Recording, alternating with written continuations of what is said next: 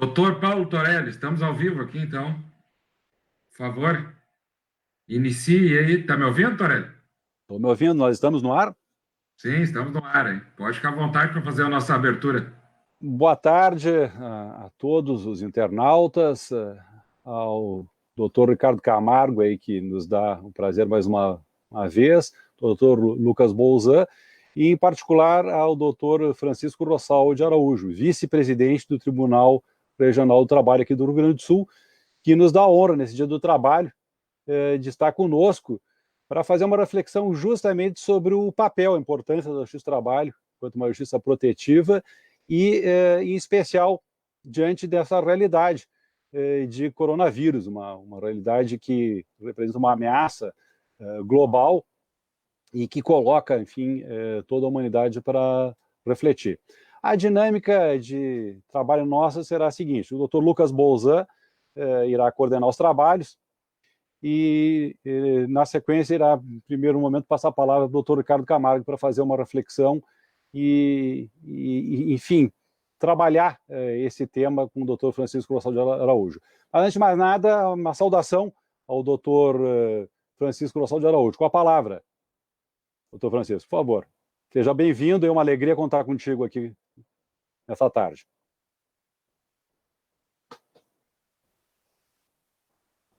Está sem o áudio, doutor, está sem o áudio. Tem que... Boa tarde a todos, estimado amigo Paulo Torelli, estimado amigo Ricardo, estimado Lucas Bolzan. É uma satisfação poder participar junto com vocês desse debate, dessa reflexão a respeito do Dia do Trabalho. É um dia muito importante, comemorado em várias partes do mundo, e evidentemente que nós estamos vivendo uma situação especial em função dessa pandemia, há uma série de reflexos nas atividades econômicas e, por consequência, nas atividades laborais. E o objetivo hoje é fazer uma reflexão geral sobre a importância do direito do trabalho, a importância, a atualidade da justiça do trabalho como um elemento do poder do Estado, né, poder judiciário e a sua atuação frente a esses desafios que nós temos pela frente. Eu fico à disposição de todos para eventuais questionamentos, eventuais perguntas, e pretendo trazer aqui um pouco da minha experiência nas últimas semanas, nas mediações coletivas que são realizadas perante a Justiça do Trabalho. Muito obrigado. Nós que te agradecemos. Com a palavra, Lucas Bolzan. Bom, boa tarde a todos. É um prazer para mim estar aqui fazendo parte dessa mesa virtual, com uma grande felicidade que eu tenho aqui de poder compartilhar esse mesmo ambiente com vocês e falar sobre um assunto que eu prezo tanto, que é o direito do trabalho, que basicamente faz parte da minha vida diariamente nos últimos 12 anos. Sabe que eu acho que é importante, até para as pessoas que estão nos acompanhando aqui, a gente fazer um retrospecto de quem são essas pessoas. A gente tem aqui o doutor Paulo Torelli, que é procurador de Estado, foi procurador-geral do Estado do Rio Grande do Sul, é doutor em Direito Constitucional pela USP, Universidade de São Paulo, também é professor de Direito Constitucional na pós-graduação da Uniriter. A gente tem conosco aqui também o doutor Ricardo Camargo. O doutor Ricardo Camargo é professor da URGS, também é procurador do Estado do Rio Grande do Sul, é uma das maiores autoridades, se não o maior direito econômico do Brasil, autor de vasta obra científica, doutrinária do tema. Eu, particularmente, já tive acesso a algumas, já tive aula com o professor Ricardo, pessoa de um conhecimento incrível. Doutor Ricardo, eu vou lhe pedir a licença para o senhor fazer uma introdução aqui do nosso debatedor, que é membro da magistratura. Eu conheço também, vou fazer uma breve introdução aqui, já fui aluno do doutor Francisco aqui na nossa subseção da OAB aqui nos meados de 2018. O professor Francisco, naquele momento, tinha nos dado aula aqui sobre a questão da reforma trabalhista, explicou aqui com brilhante também. Já fiz sustentações orais quando o doutor Francisco estava nas turmas, hoje sustenta uma outra posição dentro do TRT, vice-presidente, que tem, para quem não sabe, uma posição primordial também, além das questões, mas de analisar os recursos de revista, que são os recursos que são encaminhados para Brasília. Então ele faz o exame de admissibilidade, é hoje a maior incumbência do vice-presidente, entre outras, né, por óbvio. E então, naquele momento lá, quando a gente teve Essa aula o doutor Francisco estava voltando de Brasília há pouco tempo, quando tinha sido ministro do TST convocado, estava contando da experiência dele na matéria, o que foi uma brilhante noite, que a gente aprendeu demais. Então, doutor Ricardo, vou lhe pedir para fazer uma introdução aí sobre o seu colega, que eu sei que os dois lecionam juntos também, estamos falando aqui antes. Eu vou passar a palavra para o doutor Ricardo. Bom, boa tarde a todos. O professor Francisco Rossal de Araújo, é a primeira vez que eu chamo o professor Rossal de um modo mais formal, né? Porque, afinal de contas, na condição de colegas, o tratamento é bem outro, né? É bem mais informal. E o Paulo Torelli, o Lucas Bolzan, homenageio a todos aqui que estão a nos prestigiar nesse Dia do Trabalho. E é claro que falar de um colega de trabalho assim próximo é ao mesmo tempo fácil e difícil. Por que é fácil e difícil? É fácil porque normalmente a gente sabe um pouco mais a respeito do colega e tal. E difícil porque para a gente escolher o que dizer a respeito das coisas boas que sabe a respeito dele, é difícil, é bem difícil. Mas o que eu posso dizer? O professor Francisco Rossal é mestre em Direito pela URGS, tem um trabalho importante sobre o princípio da boa-fé no direito do trabalho, tem uma vasta obra, não só no direito material, como no direito processual do trabalho, que ele, em parceria com o professor Rodrigo Coimbra, que também hoje integra o nosso quadro docente. O professor Francisco já dividiu uma disciplina comigo. Ele ministrava economia política para a turma da manhã e eu para a turma da noite, né? E a sua capacidade de esmiuçar os conceitos e transformá-los em verdadeiras pílulas, eu tenho visto, em especial, nas bancas de que nós participamos em conjunto, né? Pois bem, e é claro que o professor Francisco Rossal, agora na vice-presidência do TRT, tendo acumulado também uma experiência no Tribunal Superior do Trabalho enquanto ministro convocado, né, ele pode trazer justamente um panorama acerca das transformações que o trabalhismo tem tido no nosso país. Até porque nós sabemos que de todos os fatores da produção, somente 2 são presentes em todos os sistemas econômicos, que são os recursos naturais e o trabalho. O capital e a organização somente surgem depois que a propriedade é definida pelo ordenamento jurídico. Quando se diz o que é passível de ser apropriado em caráter individual, oponível contra todos, qual a medida em que as coisas podem ser utilizadas, se há a possibilidade de alguém ordenar a outrem que trabalhe em seu prol, ou se não há, isto já é próprio de uma outra fase, é próprio de determinados sistemas econômicos, mas não de todos os sistemas econômicos. Então, é muito importante nós termos isso presente, que o trabalho está presente em todos eles. Muito bem. E a valoração que se faz a respeito do trabalho, é claro que vai sofrer N variações, né?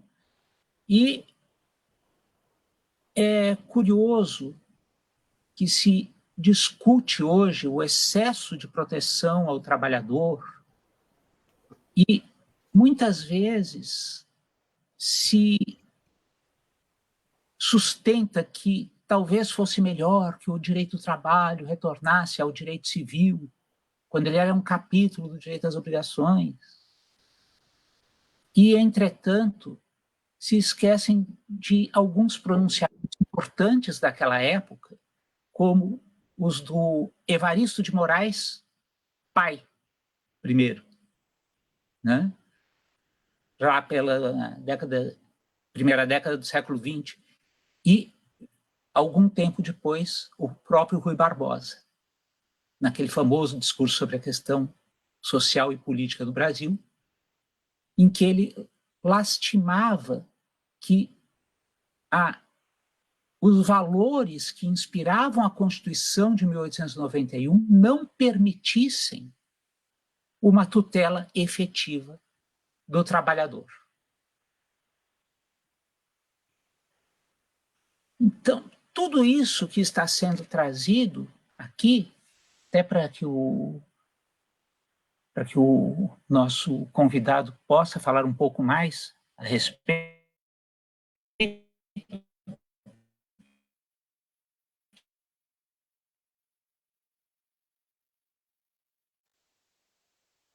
que é um tema... Doutor Ricardo, acho que está dando uma travada, que eu não sei se é só comigo, viu? Se com os outros também.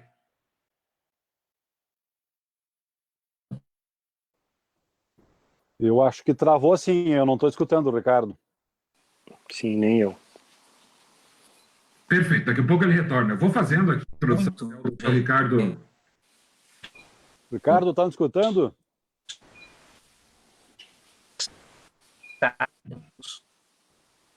Eu acho que está com problema de conexão, Ricardo. O Ricardo saiu. Mas, enfim, vamos continuar aqui, que daqui a pouco ele retorna. Doutor Francisco, eu estava... Um dos chamados para essa live, para a gente debater, foi um movimento que a gente está vendo, que é muito constante. Eu tenho... Torelli, se puder tirar o teu som. Eu acho que eu estou assim, não. Até eu tinha voltado agora. Perfeito. Doutor Francisco, o que a gente... Na realidade, nós, da advocacia trabalhista, do dia a dia, a gente acompanha que se for falar de uma realidade não tão recente, mas pensando em pós-88, a gente vem vendo que existe uma desconstrução dos direitos sociais como um todo, especialmente da justiça do trabalho. Então, é um caminho que, resumidamente... Desculpe, caiu a internet. Desculpem, não tem problema. Mas, doutor, deixa eu lhe falar, eu estou fazendo uma introdução aqui, depois eu vou lhe voltar a palavra, porque eu acho que nos 2 minutos que o senhor falou, a gente perdeu. Tá. O que eu estava a dizer ainda há pouco era que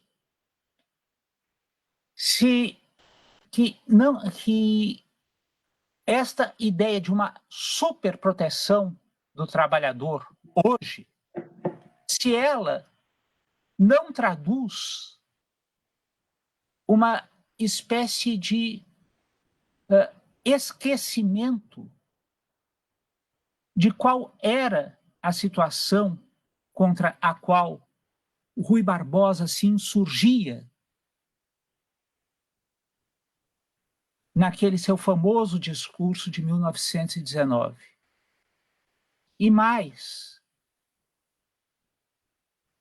se não seria, talvez, para nós trazermos o debate ao eixo que ele merece, ainda que não se concorde eventualmente com o discurso do Rui, ou que se concorde, isso é irrelevante, mas trazê-lo de volta, resgatar esse discurso. Então, essas são as questões que eu queria colocar para o nosso convidado.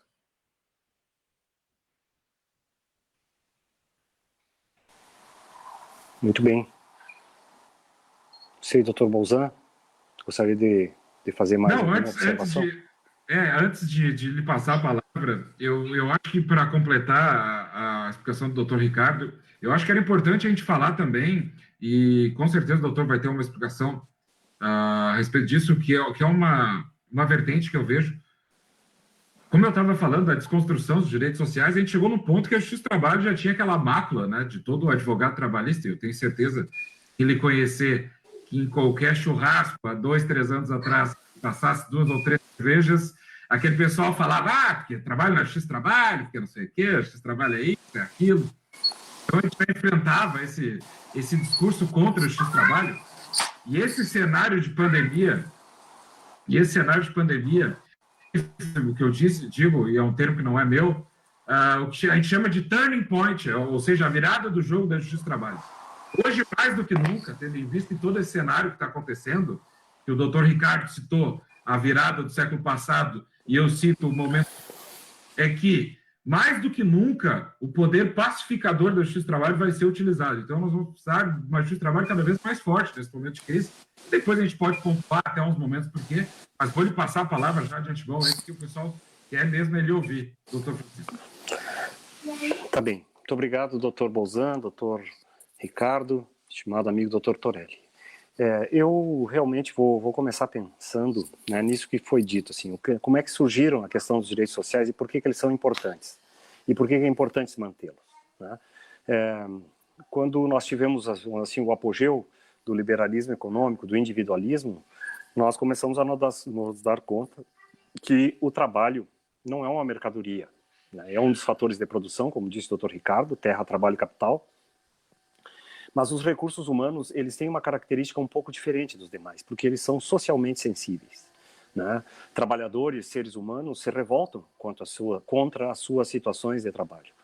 E isso gera conflitos. E conflitos podem gerar ações diretas, né? Ou seja, greves, convulsões sociais, saques, etc. e tal.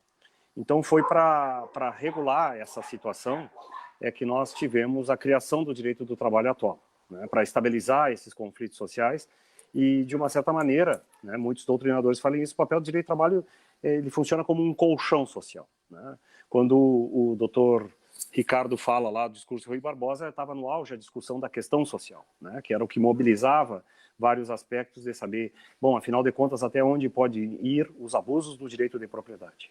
E como você pode contrapor que o trabalho não é uma mercadoria, não é um objeto, mas sim nós temos que privilegiar o aspecto da pessoa e não o aspecto do objeto. E com isso construímos, né, todo um arcabouço jurídico. Além disso, o direito do trabalho tem outra relação econômica muito importante, porque os salários são uma grande fonte de distribuição de riqueza. Grande parte da massa salarial é que faz circular a riqueza dentro da sociedade. E tão importante quanto a construção, a criação da riqueza, é a distribuição da riqueza. Esse é um dos pontos chaves da economia, que é a justiça distributiva. Eu tenho que ter eficácia de produzir, eu tenho que ter eficiência de produtiva, eficácia alocativa, justiça distributiva. E o quarto elemento é a intervenção do Estado na economia, o Estado regulador ou o Estado como um agente econômico. Então, tudo isso levou à criação desse direito do trabalho que potencializou também uma melhor distribuição da riqueza. Onde tem direito do trabalho mais desenvolvido, eu tenho menor distância entre ricos e pobres, tenho economias mais sadias, com possibilidade de consumo mais democratizadas, mais consumo eu tenho mais produção, né? Mais comercialização tenho mais produção, então a economia gira também se eu tiver um mercado de trabalho forte, organizado, com distribuição de riqueza. Portanto, todos ganham, né? Empresários e empregados ganham com um direito do trabalho bem organizado. Entre os próprios empresários há um outro fator, o direito do trabalho serve como um elemento de limitação da concorrência desleal, porque se eu tenho de um lado empresas que cumprem suas obrigações trabalhistas, que concorrem com empresas que precarizam suas relações trabalhistas, eu não tenho, mais ou menos como a pirataria, né? Eu não tenho uma concorrência leal. Então, há uma série de fatores que justificam a permanência, a criação e a permanência do direito do trabalho e do seu irmão, o seu primo, que é o direito previdenciário. Mas ainda há uma outra questão que é importantíssima. Países que têm direito do trabalho, direito social mais desenvolvido, são países que diluem as questões, vamos dizer assim, de crises sociais mais graves. E nós estamos vendo isso na pandemia, nessa pandemia de coronavírus, que explicitou, que colocou escancaradamente o grande problema que é a precarização das relações de trabalho. Nós temos duas formas de trabalhar a base, o trabalho autônomo e o trabalho subordinado. O trabalho autônomo, eu tenho o trabalho clássico dos profissionais liberais, engenheiros, advogados, médicos, etc. Mas eu tenho uma outra forma de trabalho autônomo, que é o precário, né? Que é o selvagem, né? Que vamos começar, sem nenhum demérito. Camelôs, vendedores ambulantes, vendedores nas ruas, o cara que faz o pão em casa para vender no condomínio para sobreviver, né? Entregadores, Uber, todas essas formas que são formas de precarização total. Né? E nós estamos vendo aí na pandemia porque essas pessoas ficaram sem nenhuma proteção social. Elas não têm fundo de garantia, elas não recolhem previdência. E o que acontece quando temos uma crise generalizada? Eu tenho que fazer uma distribuição direta de dinheiro para essas pessoas, que são os R$600. Né? Me lembra até uma música de uma cantora sertaneja muito famosa, toma aqui os R$50, né? Os R$600 é mais ou menos isso, porque se eu não tiver isso, eu tenho fome. E se eu tenho fome, eu tenho convulsão social. Então, esse é um problema que escancarou as virtudes de uma relação de trabalho formal, que pelo menos eu tenho um colchão social. É totalmente diferente o grau de proteção de alguém que tem um fundo de garantia depositado, alguém que pode, por cotizar, ter acesso aos benefícios previdenciários, né? Foi afastado, tem sintoma de Covid, etc. e tal, tem um auxílio-doença para lhe dar uma certa, vamos dizer assim, um certo anteparo. O trabalhador autônomo puro não tem anteparo nenhum. Claro que os de alta renda são melhores preparados, pode ter uma reserva, uma poupança, um imóvel que cobre em aluguel. Mas o trabalhador autônomo precário fica na rua da amargura e passa fome. Então, essa é a importância, né, de que a pandemia ela serve como ela retira o véu que encobre todo esse discurso que foi dito pelo Dr. Bolzan de desconstrução dos direitos sociais, né, um discurso contra os direitos sociais, contra a justiça do trabalho, contra o direito do trabalho, né, ou esse discurso que foi referido pelo professor Ricardo de superproteção. Né. É sim, doutor Ricardo, um esquecimento de onde nós viemos. Né. Mas é bom, né, infelizmente, é o lado positivo, vamos dizer assim, de todo esse caos trazido pela pandemia, é nós lembrarmos que é importante um tecido social, né, que não se esgace na primeira dificuldade. Se nós não tivéssemos o fundo de garantia, nem mesmo em governos anteriores que fizeram liberações massivas do fundo de garantia para reaquecer a economia, né, é preciso empregos formais para isso. Portanto, nós não podemos abandonar a ideia desses fundos sociais. Mas na pandemia, particularmente, eu gostaria de ressaltar alguns aspectos. Né? Primeiro, a questão. A economia ela é dinâmica, ela anda por si só. Né? Então, eu tenho que ter perspectivas sempre em movimento de vendas, as vendas de encomendas, as encomendas de produção, e com isso eu emprego pessoas para produzir mais, para vender mais, etc. e tal. E os próprios trabalhadores que fazem parte desse processo também são consumidores, e assim a coisa vai. Né? Então, nesse sentido, é importante ressaltar que a pandemia ela fez um corte nessa inércia, forçado, né? Para nós protegermos a saúde da população, e é a única forma possível, né? Se eu não tenho vacina, não tenho remédios eficientes, eu tenho que, pelo menos, diminuir o colapso do sistema de saúde. E a saúde vem em primeiro lugar. Né? Temos bem claro isso, que a saúde vem em primeiro lugar. Então, é necessário fazer, vamos dizer assim, esse freio, uma espécie de freio de arrumação involuntário, né? Porque eu tenho que fazer uma escolha, e a escolha sempre é a vida das pessoas, e com isso eu paro. Né? Então, eu tenho que fechar estabelecimentos. Fechando os estabelecimentos comerciais, por exemplo, fechando os shoppings, fechando os serviços não essenciais, eu vou parar as encomendas. E com isso eu tenho reflexos na indústria. Então, tudo aquilo que era um círculo positivo torna-se um círculo vicioso no sentido negativo de sucessão de inadimplementos.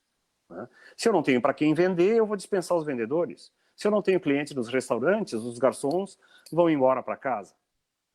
E aí isso depois bate no comércio maior, bate na indústria. Alguns setores ainda continuaram trabalhando, como, por exemplo, farmácias, supermercados, com severas restrições, mas continuam. Mas a grande massa de serviços, setor de turismo, setor de beleza, cabeleireiros, manicures, tudo, né, teve esse freio. Então, isso leva a uma sucessão de inadimplementos em massa. Né? Esses reflexos também acontecem em outros ramos do direito. Né? Os aluguéis vão ser renegociados, as taxas condominiais vão ser renegociadas, as relações de consumidores, o telefone, a luz, a água, né? Entra a questão dos preços públicos, funcionamento de algumas empresas públicas, os hospitais têm que continuar funcionando, os correios, os metrô, etc. e tal. Mas, de qualquer forma, esses inadimplementos em série trazem uma série de dificuldades, que eu diria, de uma certa maneira, que pode ser dificuldades com a perspectiva de permanência da empresa, as que estão melhor preparadas, assim, vou ter que flexibilizar alguns direitos, vou negociar uma redução de salário, vou negociar uma suspensão de contrato, vou antecipar férias, vou dar férias coletivas, vou antecipar os feriados, etc. e tal. Basicamente, aquilo que foi previsto na medida provisória 927. Né? E, por outro lado, eu vou olhar para as questões mais graves e dizer assim, eu não consigo manter a relação de trabalho, as relações de trabalho, e eu vou despedir. E aí nós temos as despedidas coletivas em massa, né? E que depois eu posso falar um pouco mais sobre a atuação da Justiça do Trabalho nesses dois campos. E há ainda um terceiro tipo de questões que aparecem, né, que são as questões mais agudas, que é fornecimento de máscaras, EPIs, diluição nos horários de entrada e saída para evitar aglomeração, etc. e tal, que eu chamaria que são as medidas de higiene, proteção e segurança do trabalho. Então, em resumo, nós já vínhamos com a pandemia, nos trouxe, né, fez aflorar a importância do direito social e a importância de um ente que regule esses direitos sociais ou que pelo menos estabeleça um diálogo social. Né? E esse ente tem sido, no nosso estado, a Justiça do Trabalho, com o seu sistema de mediações, que eu também posso falar mais adiante. Então, para tratar basicamente de três coisas. Questões urgentíssimas, né? Fornecimento de álcool gel, máscaras, etc. e tal, para que as pessoas tenham um mínimo de proteção, trabalhem com um mínimo de proteção e dignidade, né? Que sejam afastados os que estão no grupo de risco, os que são portadores de comorbidades, etc. e tal. Segunda questão, algumas medidas paliativas que permitam à empresa continuar funcionando, mas que eu possa fazer alguns ajustes, já que eu tenho que pagar férias lá na frente, antecipo as férias, dou férias coletivas. Né? Tenho trabalhadores que podem ir para casa, vão para o teletrabalho. O problema é que tem muitos trabalhadores que não podem fazer teletrabalho, porque a sua atividade é incompatível com o teletrabalho. Atividades de produção direta, por exemplo, né? Não existe agricultura com teletrabalho. A indústria, a produção direta da indústria, a parte administrativa pode fazer teletrabalho, mas para eu produzir peças metalúrgicas, eu não tenho como fazer teletrabalho disso. Então, essas segundas medidas são medidas que eu chamo medidas paliativas, né? E a suspensão do contrato, a renegociação dos salários, podemos depois falar sobre a importância da negociação coletiva nisso tudo. E a terceira grande questão, aí é o desespero, né, que é a despedida das pessoas, né? Despedidas coletivas, despedidas em massa, negociação de parcelas rescisórias, a perspectiva de como pelo menos dar uma dignidade para como é que a pessoa vai sacar o fundo de garantia, etc. Tudo isso tem ainda um complicador, porque é um problema multifatorial, são vários fatores ao mesmo tempo, eu tenho que pensar no econômico, eu tenho que pensar na intervenção do poder público municipal, na esfera estadual, na esfera federal, nem todos falam a mesma linguagem, nem todos têm a mesma posição frente à pandemia, então há uma confusão com relação a isso. Há um problema dos inadimplementos dos fornecedores que gera a falta de trabalho e que, por sua vez, vai arrebentar a corda no vínculo de emprego que se rompe.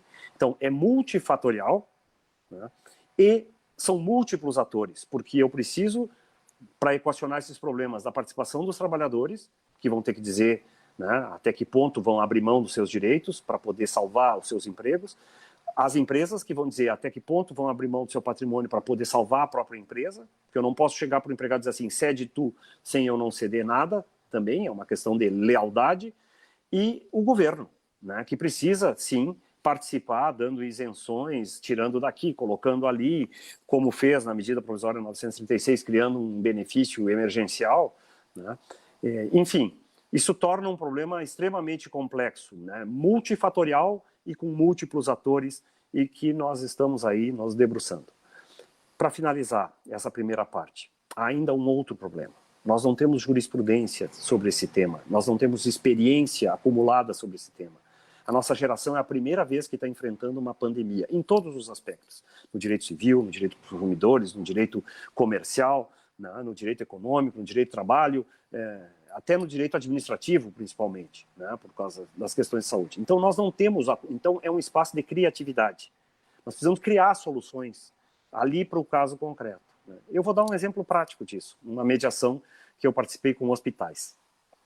2 hospitais totalmente diferentes. 2 grandes hospitais de Porto Alegre, o maior hospital SUS de Porto Alegre, 9.700 funcionários. E o outro, o segundo maior hospital, 6.000 funcionários, os 2 públicos. Um com problemas seríssimos de organização, um problema concreto que tinha lá, de que não podia liberar os médicos com mais de 60 anos, porque senão ia fechar o hospital. Ou fechar setores importantes do hospital, e isso não poderia porque estamos em plena pandemia. Como equacionar essa questão? Né? Por um lado, eu tenho o direito dos trabalhadores de serem dispensados do ambiente de trabalho, mas, por outro lado, eu tenho que manter o serviço para a população. Né? O exemplo concreto desse hospital era o seguinte: o setor de obstetrícia, os médicos com mais de 60 anos eram 50% da força de trabalho. Eu não posso simplesmente mandar para casa, porque as pessoas continuam tendo filhos. Né? Como resolver esse problema entre o interesse público e o interesse privado do trabalhador, os 2 igualmente importantes? É o típico caso de aplicação do princípio de proporcionalidade, né, para o Dr. Torelli, que é um especialista em direito constitucional. Então, era esse um desafio. O outro hospital, também público, com 6.000 funcionários, tinha tomado uma série de medidas preventivas e já tinha, por exemplo, ele sequer tinha problema de EPIs. Enquanto num faltava álcool gel e máscara, o outro tinha comprado com antecipação de 3 meses. Estava com os estoques abarrotados, etc. Neste segundo caso, e havia sindicatos organizados, etc. e tal, a nossa solução, enquanto no outro nós regulamos, dissemos, estabelecemos critérios, a negociação durou várias semanas. No outro, em um dia, nós dissemos assim: olha, o que vocês precisam é um canal de comunicação direta entre o sindicato e a empresa. Nós vemos que vocês têm maturidade para fazer essa comunicação direta. Vamos aqui, ó, fica 2 daqui, 2 dali, se reúnem uma vez por semana, colocam, e qualquer problema voltam aqui na Justiça do Trabalho para dizer que está tudo bem ou que deu alguma complicação. Então, essa característica também que a justiça, que o sistema de mediação faz, que é a capilarização dos problemas. Porque uma coisa é eu dizer assim, tá, vamos suspender o contrato, vamos diminuir aqui, etc. e tal, um guarda-chuva geral, que é a medida provisória 936. Outra coisa é eu dizer assim, bom, mas isso aqui na indústria de fumo em Santa Cruz, qual é a característica? E na indústria metalúrgica de Caxias? E a indústria metalúrgica de Caxias é diferente da indústria metalúrgica de Bento, isso eu aprendi, né, que são coisas diferentes. Né? E é diferente da indústria metalúrgica em Pelotas, em Rio Grande, que teve um trauma ali por causa do fechamento do polo naval.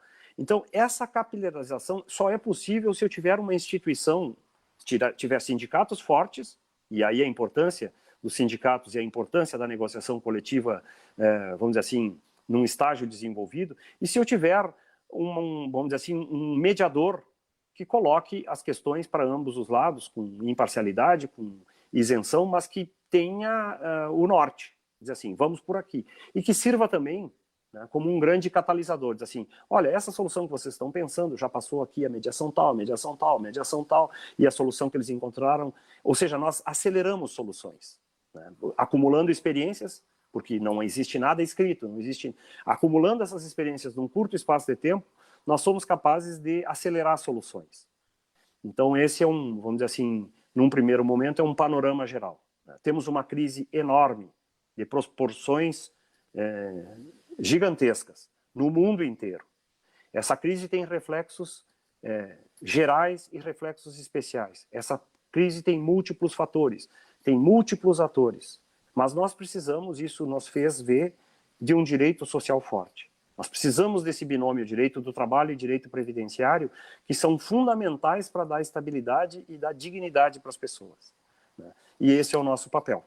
Né? Defender é um momento de reafirmar a importância dos direitos sociais e dizer da sua essencialidade.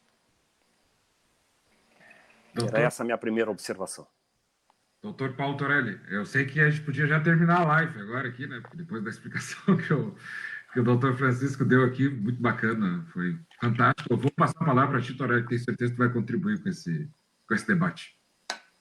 Bom, realmente, a exposição inicial do Dr. Francisco nos dá um alento, em particular pela posição de responsabilidade que ele tem na Justiça do Trabalho do Rio Grande do Sul, revelando, sim, um profundo comprometimento, não só da Justiça do Trabalho, mas dele, em particular, por esse amplo descortínio, uma visão acadêmica, teórica, que tem aliada ao sentido prático.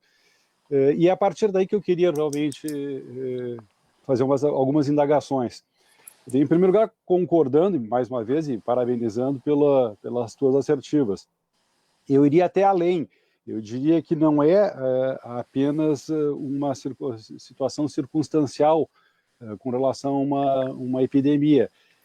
Esta é a primeira experiência triste, com certeza, de ameaça coletiva que o povo brasileiro passa. Porque se nós olharmos para outras nações, em particular as nações europeias, que serviram de referência e servem por terem colonizado a América, nós falamos de séculos, até mais de milênio, em termos de experiência com ameaças desta natureza, ou até situações de guerra, onde a ameaça coletiva exige uma resposta coletiva. E daí que eu vou direto para a situação que está posta. Quer dizer, na realidade, não só a Justiça do Trabalho, que passa a ter uma importância decisiva neste momento, mas, na realidade, a própria existência do Poder Judiciário. A origem do Estado de Direito ela está exatamente na ideia da proibição da justiça de mão própria. E aqui é que se coloca justamente a importância do Estado, prestação jurisdicional. A ideia justamente da composição, e nem se fala a questão que o professor Ricardo já colocava com muito brilhantismo. Mas a indagação teórica, que eu acho que é importante se fazer, doutor Francisco, é sobre aquilo que está no primeiro objetivo da República Federativa do Brasil, lá no artigo 3º, o inciso 1 da Constituição, que é a ideia da construção de uma sociedade livre, justa e solidária. Eu falo do princípio da solidariedade. E, a partir daí, toda a compreensão da importância dos direitos sociais. Por quê? A matriz jurídica clássica do século XIX, do pós-revoluções liberais, é a ideia da dicotomia direito privado, direito público. E no interregno é que se coloca a questão do direito social, que é onde justamente está o direito do trabalho e o direito previdenciário. Só que essa dicotomia ela faz um corte que é artificial. Na realidade, acima de tudo, o que está colocado são questões de ordem pública. E eu trabalhava numa outra live exatamente com esse exemplo. O limite da jornada de trabalho é uma norma de ordem pública. A pessoa, por mais que ela queira dizer que ela é livre para fazer um contrato de 16 horas por dia, de 20 horas por dia, é uma norma de ordem pública que proíbe isso. E, na realidade, o que nós estamos vendo dentro da realidade prática é, sim, que o Estado, na realidade, é um Estado não apenas democrático de direito, mas é um Estado democrático e social de direito. Todo Estado é um Estado social de direito. O professor Paulo Bonavide escreveu uma obra primorosa do Estado liberal e do Estado social, que é ainda uma referência sobre isso. Quer dizer, todo Estado, por definição, é um Estado social. E aí é que vem a ideia da solidariedade. E eu queria justamente que tu aprofundasse essa atuação concreta que a Justiça do Trabalho está tendo, justamente em torno da ideia da solidariedade. Porque há uma incompreensão, e o próprio doutor Lucas colocava isso alguns anos atrás, o pessoal dizia, não, mas a Justiça do Trabalho, o patrão perde sempre, nunca tem como ter qualquer possibilidade de êxito. Esta é a ideia da solidariedade, justamente da proteção do setor, do segmento hipossuficiente. Mas há uma ideologização, como em tudo. E aí, tanto que no nosso convite nós temos questão de ressaltar a ideia justamente do direito do trabalho diante da ideologia constitucional. E a ideologia constitucional não é nada mais, nada menos do que a concretização dessa ideia do compromisso social, da ideia da solidariedade. E aqui é que eu encerro justamente, já estou fechando em 4 minutos aqui, o nosso compromisso das perguntas em torno de 5, para que não haja nenhuma confusão. Na realidade, quando se fala em solidariedade, nós não estamos falando em luta de classes. Pelo contrário, quando Durkheim, Comte venham a falar em solidariedade, a ideia da solidariedade é o antípoda da luta de classes, porque a ideia da luta de classes ela não preconiza uma composição entre capital e trabalho. A ideia da luta de classes é a ideia da ruptura, a ideia de mediação zero. E aqui é que entra uma incompreensão, em particular nos tempos obscuros que nós estamos vivendo, de fake news e muita desinformação, no sentido de não se compreender que o Estado, por definição, é um Estado democrático e social de direito. Alguns hoje, inclusive, dizem democrático e ecossocial de direito. E a pandemia é um fator da natureza, a própria humanidade é um elemento da natureza. É claro que a ruptura com o Estado por investidura divina na Idade Média é que levou para esse segmento entre natureza e sociedade, mas a sociedade faz parte da natureza. E o que se coloca na realidade é isso dentro dessa ameaça coletiva. Mais do que nunca, a importância do Estado, mas do Estado nacional democrático e com um compromisso social. E aqui é que entra essa distinção que nós temos que fazer. Solidariedade é justamente um compromisso que, mais atrás, inclusive, professor Ricardo, o Papa Leão XIII, em 1891, editou a súmula Rerum Novarum, que foi uma referência justamente onde a Igreja Católica tentou dar uma resposta para a hiperexploração do trabalho pelo capital. Em 1891, justamente no momento de convulsão, onde se afirmava justamente a Liga Comunista, o próprio, em 1848 já tinha surgido o Manifesto Comunista, a Comuna de Paris em 1871. Eu coloco tudo isso para dizer o seguinte: talvez, pela primeira vez na sua história, o Brasil esteja se deparando com uma ameaça coletiva que exige uma resposta coletiva enquanto sociedade. E aí o princípio da solidariedade se afirma mais do que nunca e se mostra a imprescindibilidade da justiça do trabalho, como sendo a justiça que vai concretizar a ideia do Estado Social de Direito. Na verdade, eu fiz várias reflexões, mas que eu queria que tu trabalhasse exatamente aprofundando a ideia da ordem pública. Por quê? Porque hoje nós temos uma ordem pública democrática, não é aquela ordem pública do século XIX, onde greve era, inclusive, uma ameaça à ordem pública. Hoje a ordem pública é aquela que está preconizada no texto da Constituição, como um pacto de convivência, e que deve ser concretizado, sim, pelo Poder Judiciário e pelo conjunto da sociedade. Eu coloco essas questões justamente para que tu elabore e desenvolva um pouco mais a ideia do primeiro objetivo da República Federativa do Brasil, lá no inciso 1 do artigo 3º, construir uma sociedade livre, justa e solidária. Porque, como tu disseste, na realidade, esse talvez seja o momento para o Brasil se repensar, e não só o Brasil, o mundo inteiro está passando por essa experiência, no sentido de se colocar a vida em primeiro lugar. Muito obrigado. Com a palavra, doutor Francisco. As reflexões do Dr. Paulo Torelli são muito importantes, né? Nós precisamos construir uma sociedade livre, justa e solidária. O que eu penso assim sobre o papel da justiça do trabalho? A justiça do trabalho, ela se colocou na situação em que está, ou a situação foi, né? Porque também nós tivemos um enfraquecimento de outros entes sociais que poderiam fazer esse intermediário. Do lado privado, os sindicatos talvez não tenham ocupado no Brasil, como em outros países, né, um papel de interlocutores desse diálogo direto. Né? Então, o que acontece? Vamos pegar um exemplo clássico, as rescisões contratuais. Né? Em nenhum país do mundo se homologa a rescisão contratual na Justiça do Trabalho, no Poder Judiciário não serve para isso, mas aqui não funcionou. Essa questão desses entes intermediários, esses colchões sociais intermediários de amortecimento de conflitos, não funcionou. E o Poder Administrativo também não funcionou, porque o Ministério do Trabalho não respondeu a questões administrativas de fiscalização, higiene, segurança, que poderiam diminuir conflitos sociais. O que aconteceu? A Justiça do Trabalho, como funcionava, ela acaba fazendo homologações de rescisão contratual, né? Os juízes, algumas vezes, atuam como contadores de luxo. Né? Ela é mais, por ser célere, ela tem uma questão de eficácia, e por ter a questão de celeridade e eficácia, as próprias empresas dizem assim, não, vamos resolver lá na Justiça do Trabalho. Né?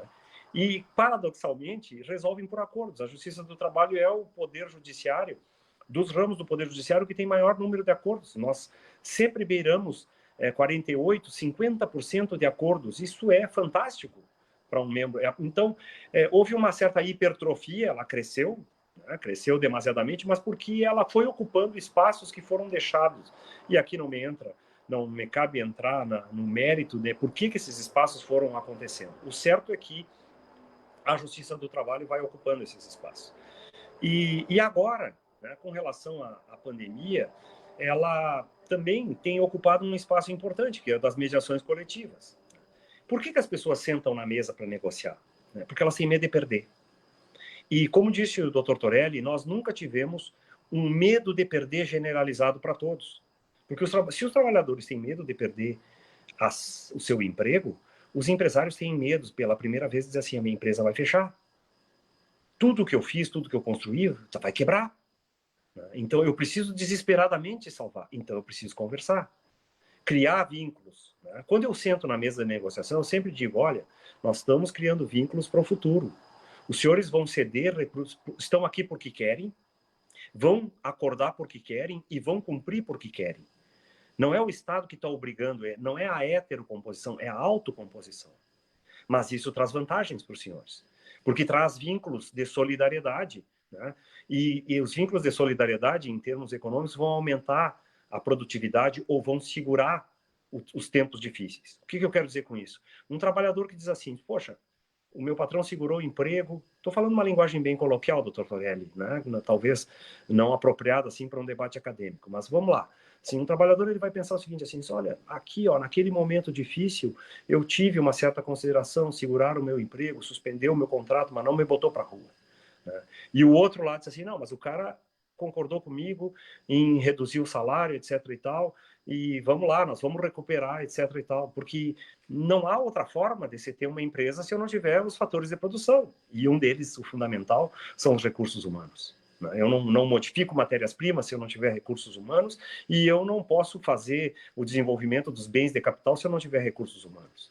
Então, as pessoas estão sentando para negociar, ainda que não passem pela Justiça do Trabalho, mas a negociação que está havendo aos borbotões são já 3 milhões, doutor Torelli, de contratos de trabalho suspensos ou adaptados à medida provisória 936. Isso tem um largo espectro social. Né?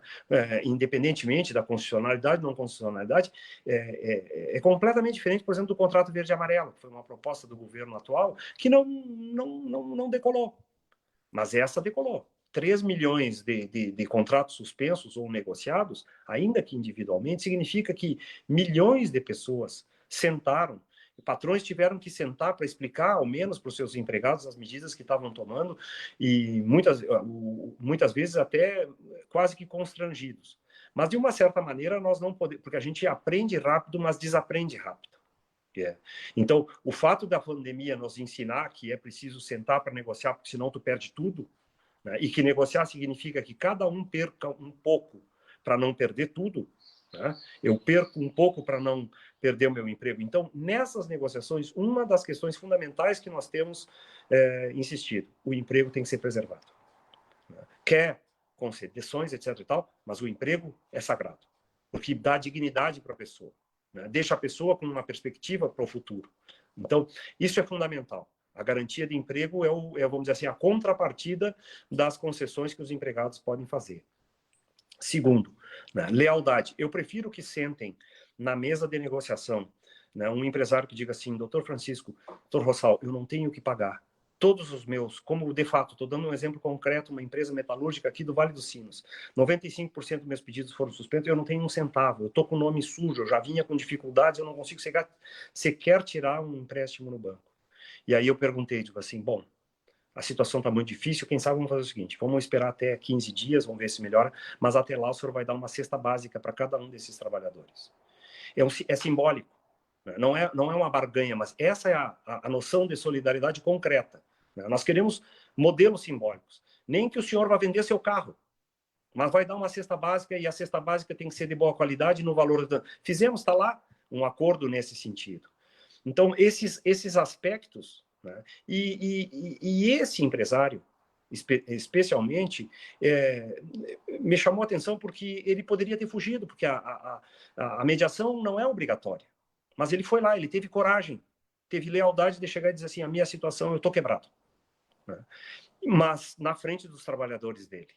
Disse isso, né? Negociou com o sindicato, disse isso. Bom, a surpresa que foi, de 15 dias depois, começaram a voltar os pedidos, estão tentando se rearticular, etc. A vida segue. Portanto, nós temos que manter o aprendizado, mas nós não podemos desaprender lá na frente. Essa é a minha segunda preocupação. Terá uma segunda onda de negociações coletivas, que não são as negociações da pandemia, mas os reflexos econômicos a médio e longo prazo da economia. Então, todas as negociações coletivas de 2020, 2021, 2022 vão trazer as cicatrizes da pandemia. E nós teremos que estar lá. E por isso, de tudo isso, nós vamos reafirmar: o direito social é importante, a negociação coletiva é importante, porque ela é um fator de racionalidade, né, de lealdade, racionalidade. Senta na mesa para negociar, coloca as tuas reivindicações, coloca as tuas dificuldades e se acertem. Terceiro, ela é a única capaz de capilarizar as soluções. Ela vai dar a solução adequada para cada caso. E isso nós não podemos abrir mão. E quem vai, o protagonismo disso é da Justiça do Trabalho, porque é o ramo do direito que nasceu do direito coletivo e tem a vocação para os problemas de direito coletivo. Não tem a ideia, né, do individualismo. O direito do trabalho, ele nasce do coletivo. Depois ele vai para o direito individual. Mas a origem é o direito coletivo. Então, é a porta onde a sociedade vai bater. Esse é o nosso grande papel. Diz assim, o Poder Judiciário Trabalhista, essa aqui é a porta.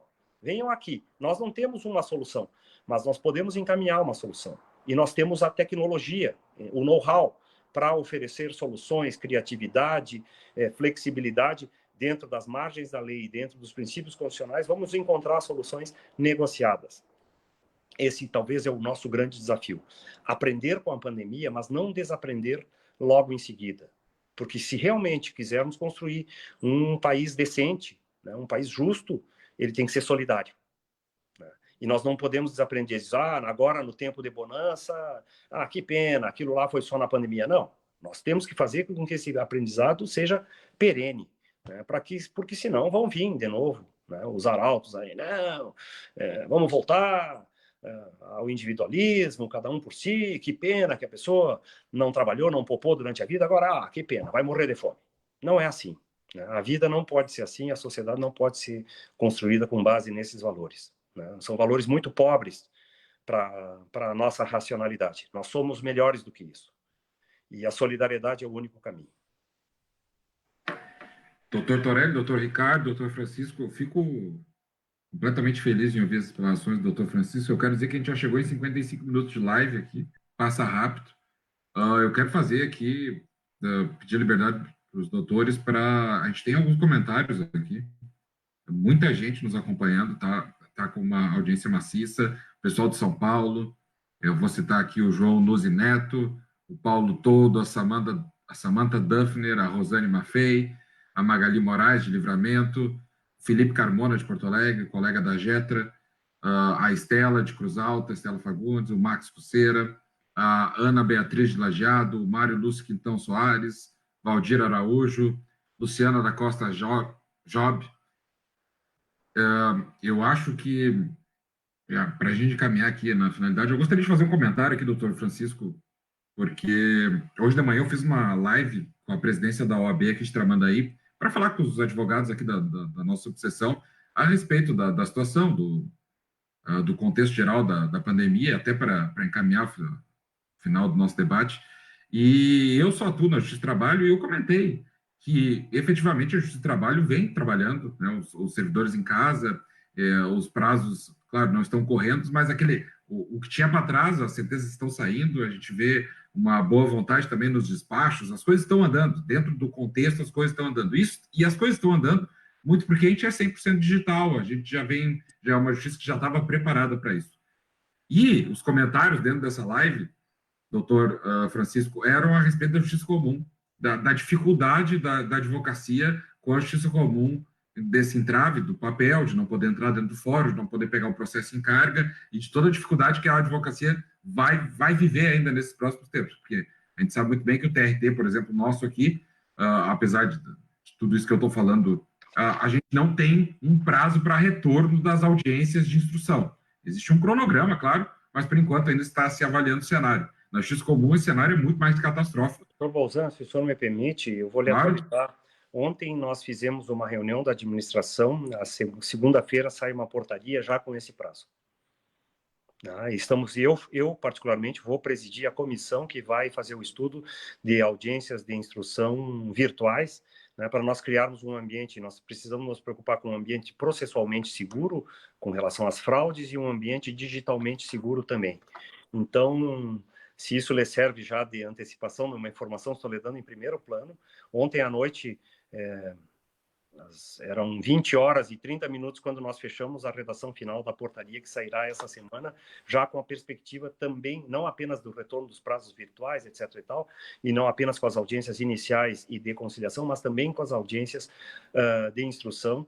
Nós vamos fazer plano piloto, evidentemente, que é um ato ousado, né, mas vamos tentar regulamentar isso da melhor maneira possível para que possa a vida seguir e os processos, ainda que com todas as restrições. Nossa prioridade, doutor Bolzan, é proteger a vida. Nós precisamos manter o isolamento social, nós precisamos ter claro o que é mais importante. É proteger a vida das pessoas. Mas tentar não fazer essa dicotomia, né, irracional de ou é a vida ou é a economia. Não, as duas. Nós podemos ser muito bons protegendo a vida, mas podemos ir tocando as coisas à medida do possível. E dentro da Justiça do Trabalho, certamente o senhor vai ter novidades em breve a respeito do retorno paulatino dos atos processuais, de todos os atos processuais. Coisa boa, doutor. Isso, além de, claro, os nossos jurisdicionados, é um respeito com a advocacia também, que está também encarando esse momento de crise. Doutor Ricardo, eu vou lhe encaminhar para fazer uma despedida, depois vou passar para o doutor Torelli e depois a gente termina com o nosso convidado. Pode ser? Todos combinados? Doutor Ricardo, está contigo a palavra.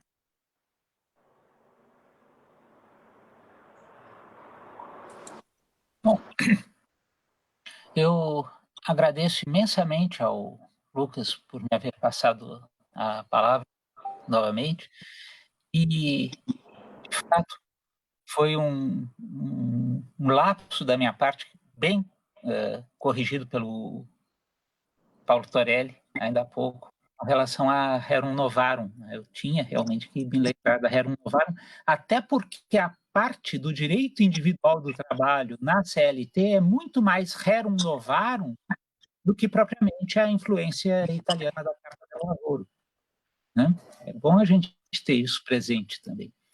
E é bom também nós vermos como a exposição do professor Francisco Rossal mostrou a pandemia como uma manifestação daquilo que há exatos 100 anos atrás o civilista francês Gaston Morin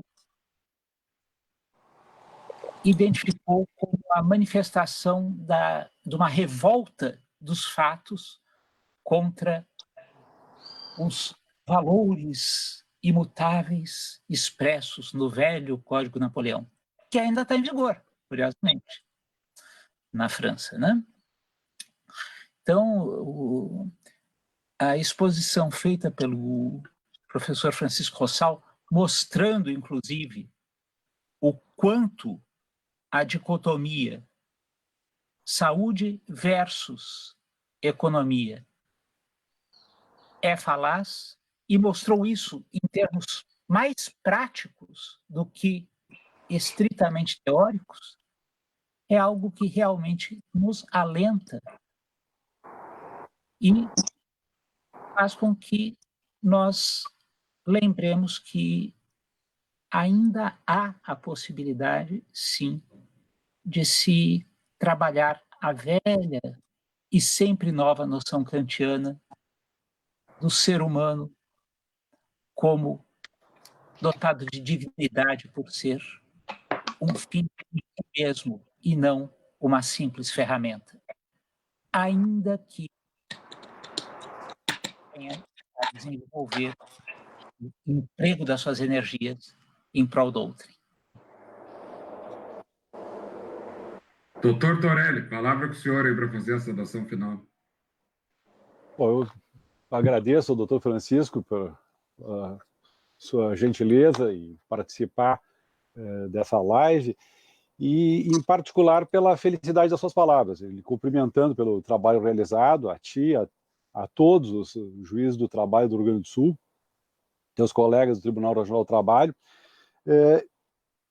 fazendo a minha saudação para que se concretize, de fato, aquilo que tu pregas, ou seja, a ideia de que a solidariedade não seja apenas algo contingente nesse momento, porque, na realidade, o que está colocado, e daí sim a ênfase que nós fizemos na nossa primeira manifestação sobre o tema da ideologia constitucional, o que está colocado talvez seja isso, quer dizer, no último período se ouviu falar muito no contrato como sendo o vértice de todo o ordenamento jurídico, arredando, portanto, toda a publicística e a ideia de uma Constituição rígida, aquela que é resultado de um pacto social de convivência que foi feito.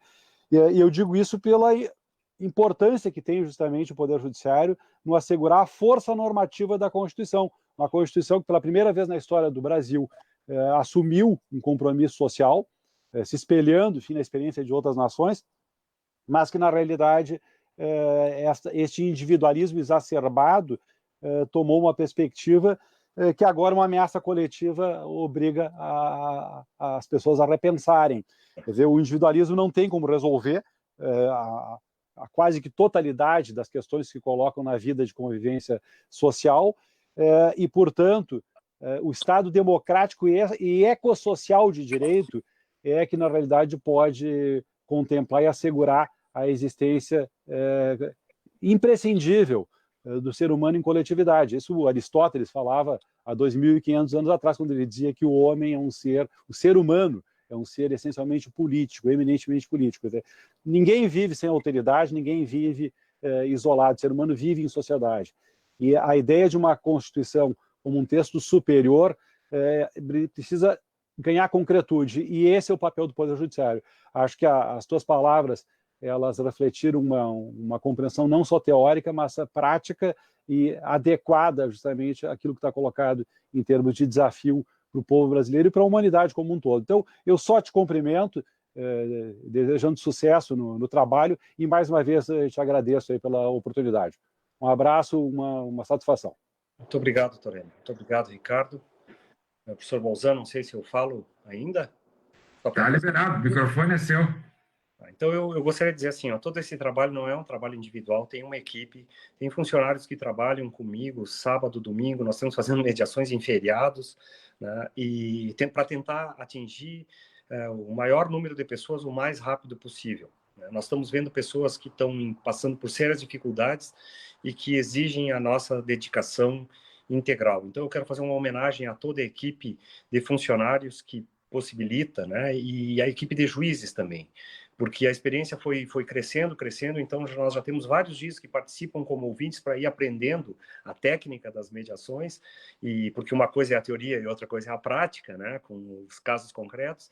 Então já uma série de 10, 15, 20 juízes, às vezes, participam para ir aprendendo ou trocando experiências nos casos concretos. E gostaria também de ressaltar fundamental a importância do Ministério Público. O Ministério Público do Trabalho tem sido um grande parceiro da Justiça do Trabalho, um comprometimento social relevante, e aqui fica a minha homenagem, o meu registro, o meu respeito à atuação do Ministério Público. E tudo isso faz nós ganharmos como Poder Judiciário, né, mais força, mais respeitabilidade, e não pela força e pela coerção, mas simplesmente por trilhar o caminho correto, né, que eu acho que essa é a grande lição de tudo isso, que as pessoas, que a Justiça do Trabalho se mantenha forte por trilhar o caminho correto, que é o seu destino, que é defender o direito social e defender a melhor dignidade dos seres humanos. E agradeço a isso, um feliz Dia do Trabalho para todos. Muito obrigado pela oportunidade e um fraterno abraço ao meu colega de faculdade, né, Paulo Torelli, e o meu colega de faculdade, professor Ricardo, colega de departamento. Eu estou muito feliz, doutor Bolzan, por ter participado desse evento.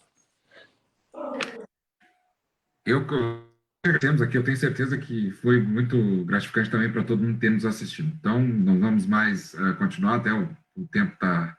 Já se passamos aqui da nossa programação inicial, mas foi muito prazeroso mesmo. Ó, chegou uma convidada extra aí. Minha netinha. Tá aqui.